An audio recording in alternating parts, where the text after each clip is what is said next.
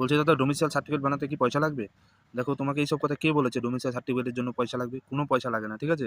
তোমার যদি ডকুমেন্ট সব ঠিকঠাক থাকে, বাড়ির কাগজ, বাবা মার কাগজ কিংবা তোমার কাগজ যদি সব কিছু ঠিকঠাক থাকে তাহলে কোনো পয়সার দরকার নেই, ঠিক আছে? এসব ফালতু কথা যে পয়সা লাগে, ওকে?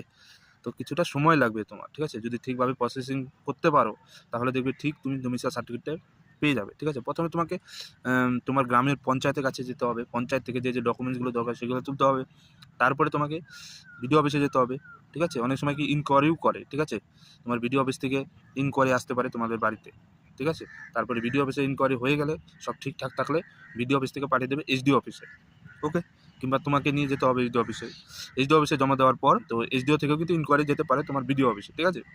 তো সব ডকুমেন্ট তোমার যদি ঠিকঠাক থাকে তাহলে তুমি ডোমিসাইল সার্টিফিকেট পেয়ে যাবে, ঠিক আছে? এর জন্য কোনো পয়সা লাগে না। তোমাকে এইসব কে বলেছে এইসব কথা যে পয়সা লাগে? কোনো পয়সা লাগবে না, ঠিক আছে? অত